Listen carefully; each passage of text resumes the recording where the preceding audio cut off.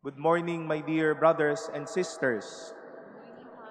We welcome all of you to the Manila Cathedral as we celebrate today, June 29, the solemnity of our shining examples of faith in the person of Saints Peter and Paul. And it is good that we celebrate the solemnity of Saints Peter and Paul as we continue our journey as pilgrims of hope during this Jubilee year. At maganda na pagkuhanan natin ng ehemplo kung papaano mabuhay ng may pag-asa ang buhay ni na San Pedro at San Pablo. And maybe during this year, we have been faced with the many faces or the many ways how it is to live in hope.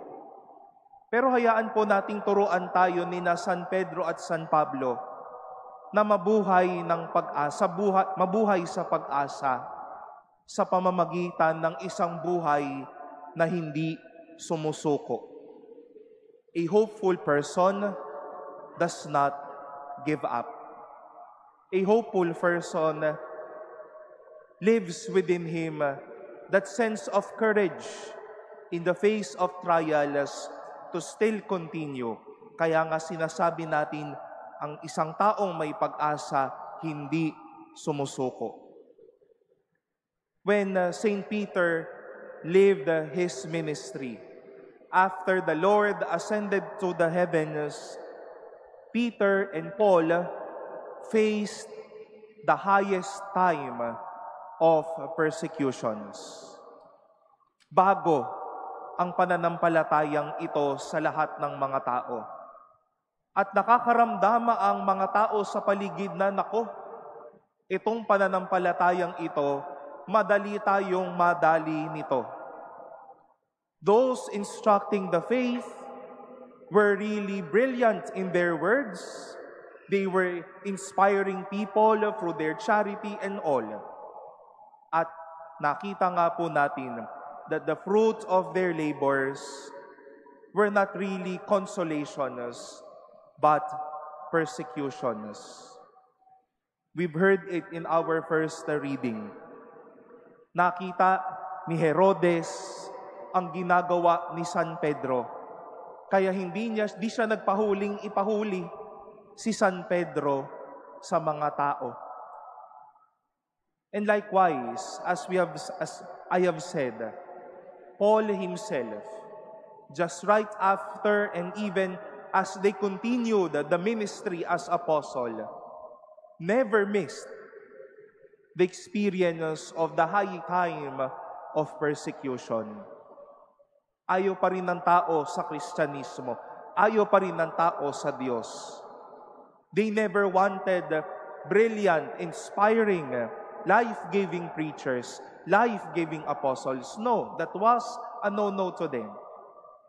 And that is why he even described himself like a libation being poured out. Alam niyo ho ba yung libation? Libation is a drink being offered to a god or goddess. Para kang inaalay sa isang taong hindi mo namang kilala. Wala ka namang pinatutunguhan. At ganun yung kanyang karanasan. Ginagawa niya ang para sa Diyos, pero ang mga taong ito tila winawalang bahala siya. But we see these apostles, Peter and Paul, experiencing high time of persecution, but never giving up. And what was their secret? Peter continued to experience the angel of the Lord releasing him from the prison.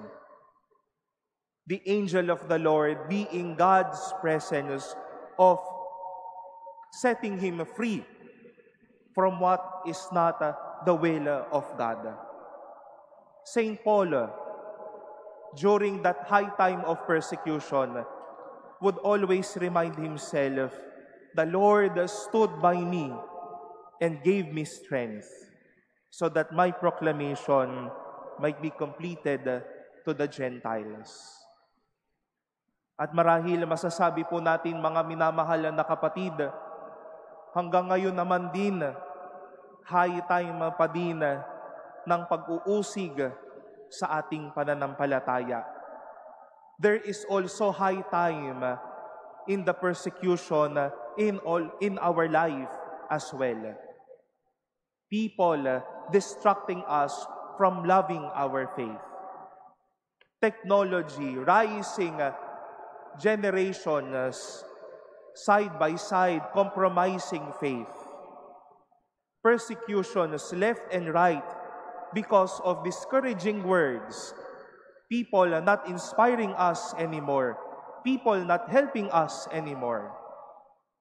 Mga pag-uusig na nararamdaman natin kahit mismo sa sarili nating pamilya, sa ating mga kaibigan, at marahil sa mga taong nasa paligid natin.